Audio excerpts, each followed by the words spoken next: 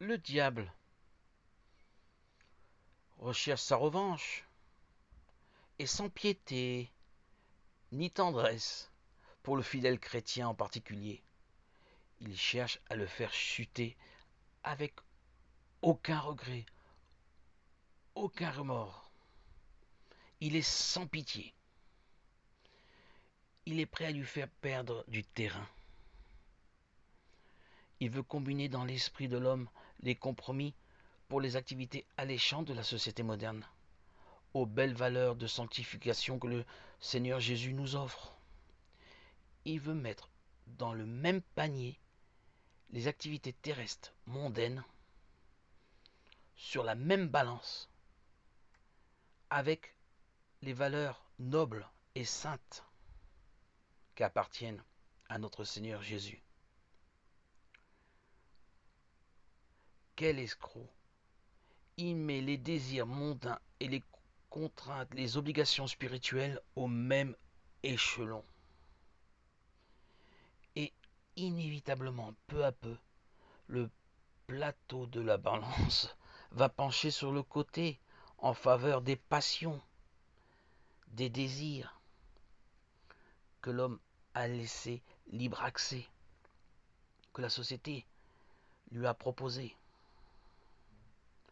Que s'est-il donc passé?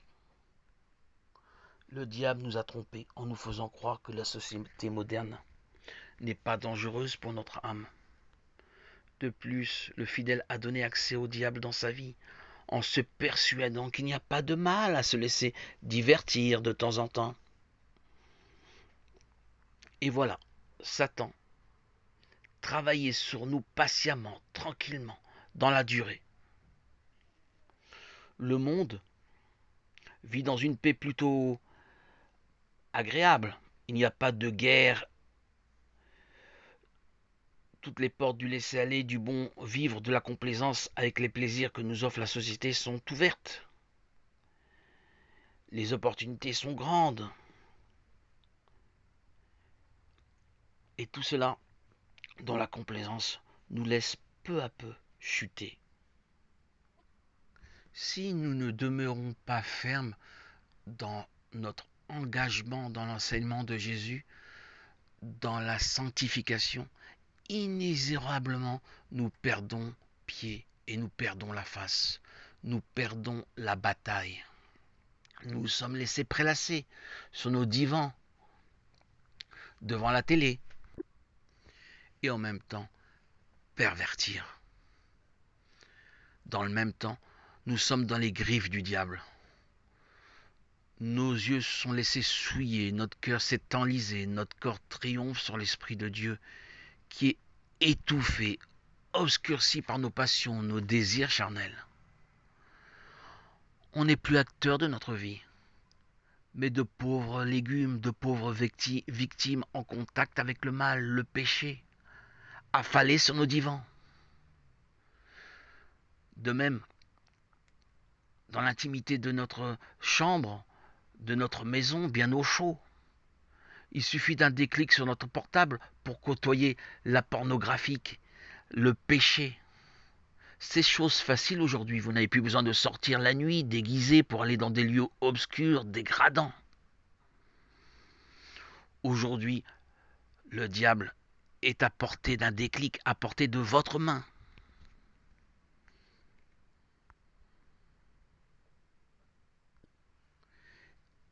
Il est plus que puissant, plus que jamais.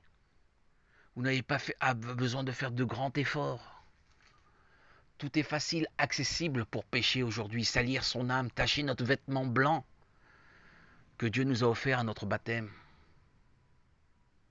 Cela laisse présager de toute évidence la venue imminente de notre Seigneur Jésus-Christ, notre roi et notre sauveur, notre roi Messie.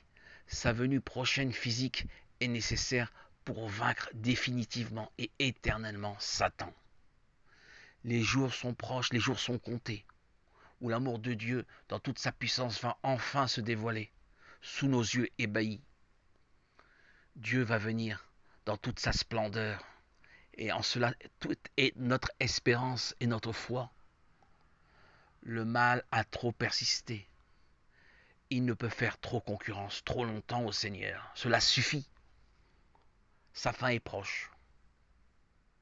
Louons Dieu, bénissons Dieu, glorifions Dieu, prions pour que nous triomphions du malin et que nous attisions le retour de Jésus-Christ, notre Seigneur, Roi Machiar, Roi Messie, aujourd'hui, maintenant, tout de suite. Alléluia. Gloire à Dieu au plus haut des cieux et paix sur la terre aux hommes qu'il aime. À toi, Seigneur, tout honneur et toute gloire pour les siècles des siècles.